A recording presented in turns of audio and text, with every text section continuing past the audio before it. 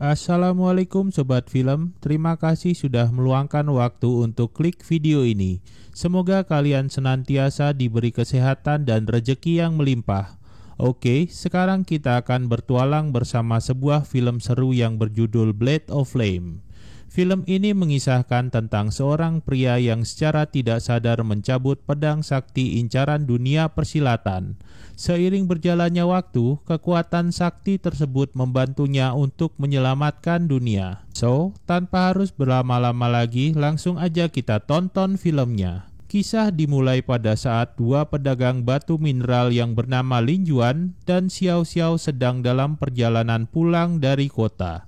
Lin Juan bercerita kepada Xiao Xiao bahwa sejak 1000 tahun yang lalu semua pendekar di benua tersebut bercita-cita untuk menjadi dewa. Syarat untuk menjadi dewa rupanya sangatlah berat. Para pendekar tersebut harus memiliki kesaktian tingkat 6 dan harus berhasil menaiki tangga petir sebelum masuk ke kota langit. Dengan menjadi dewa, seseorang akan memiliki tubuh yang abadi dan kesaktian tak terhingga. Di tengah perjalanannya, Lin Juan kemudian dicegat oleh pengawal istana. Rupanya sebelumnya telah terjadi perkelahian antara pendekar yaitu Feng Xi dan Dong Er yang berebut informasi di mana pedang api suci disembunyikan. Dong Er akhirnya terluka oleh Feng Xi dan bersembunyi di dalam keranjang dagangan milik Lin Juan. Dengan menyogok seorang pengawal, Lin Juan akhirnya berhasil lolos keluar dari kota. Setelah sadar dari pingsan, Dong Er kemudian mengucapkan terima kasih dan pergi meninggalkan Lin Juan. Kemudian sesampainya di desa, Lin Juan seperti biasanya pergi ke hutan untuk mencari batu mineral. Saat memetik batu mineral, Lin Juan tiba-tiba dikejar oleh monster. Di suatu tempat di waktu yang sama terjadilah adu aura memperebutkan pedang suci oleh Feng Xi dan Dong Er.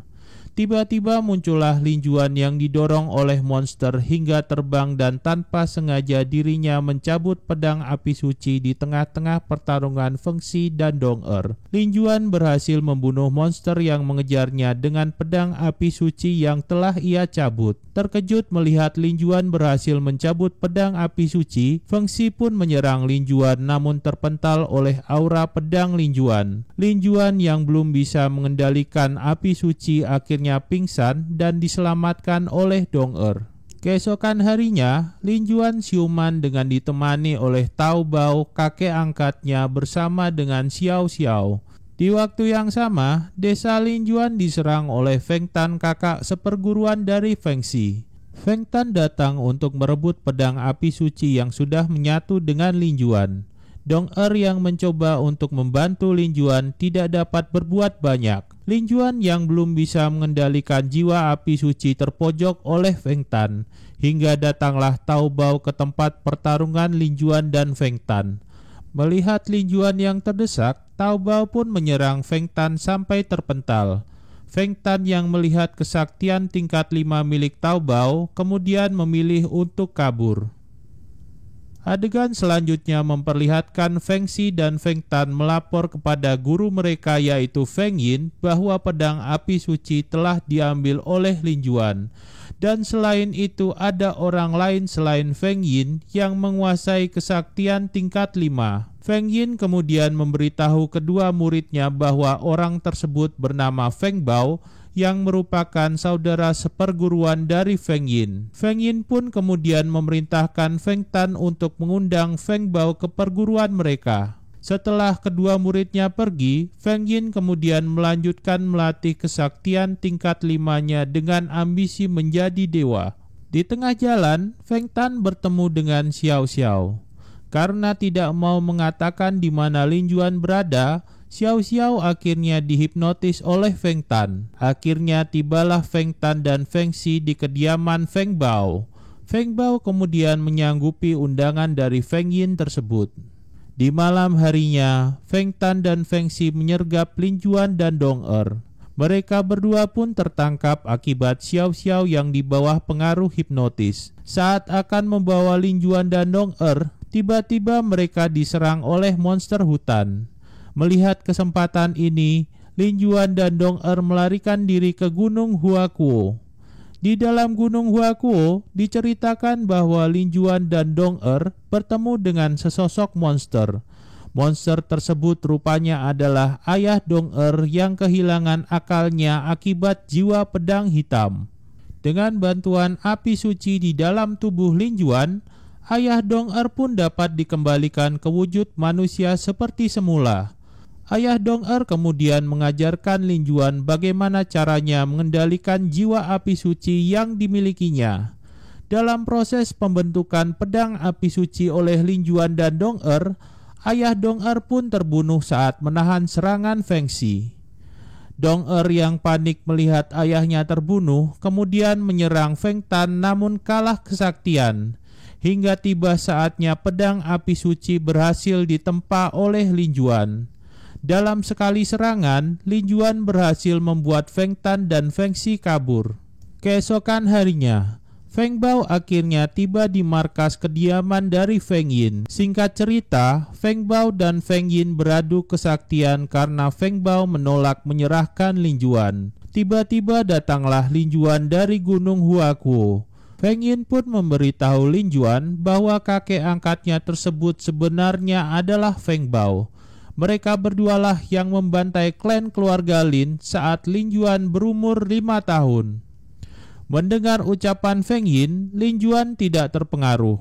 Pecahlah pertempuran di markas kediaman Feng Yin. Lin Juan yang bertarung melawan Feng Tan berhasil membuat Feng Tan terpojok. Lalu dengan liciknya Feng Tan mendatangkan Xiao Xiao yang telah dihipnotis. Melawan pengaruh hipnotis, Xiao Xiao akhirnya bunuh diri agar tidak mencelakakan Lin Juan.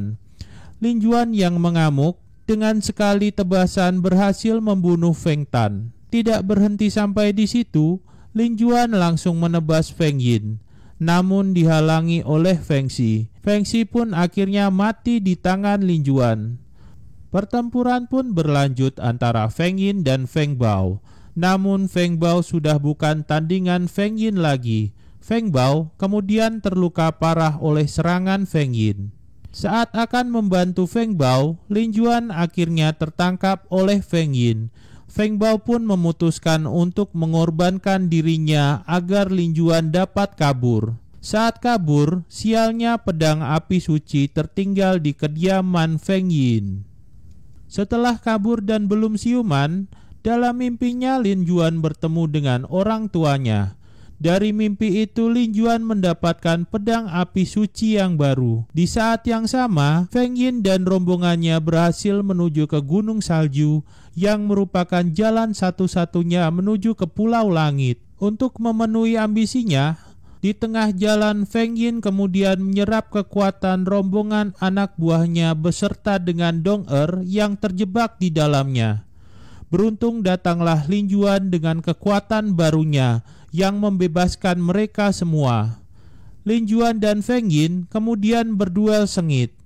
Dengan kekuatan barunya, Feng Yin bukanlah tandingan Lin Juan. Dalam keadaan terluka parah, Feng Yin tetap nekat menaiki tangga petir. Namun akhirnya Feng Yin pun musnah akibat tidak sanggup menghadapi ujian petir.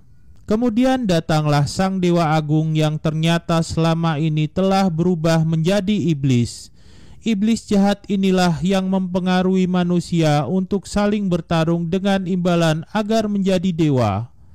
Desa Lin Juan pun menjadi sasaran amukan iblis jahat tersebut. Melihat hal ini, Lin Juan menjadi sangat marah. Dengan kekuatan api suci miliknya, Lin Juan pun akhirnya sanggup menjadi dewa dan mengalahkan iblis jahat tersebut. Dan film pun berakhir. So, bagaimana tanggapan sobat film mengenai alur cerita yang barusan diputar? Semoga bisa menghibur sobat film ya. Selanjutnya Mas Dit mohon pamit dan sampai ketemu di film selanjutnya. Wassalam.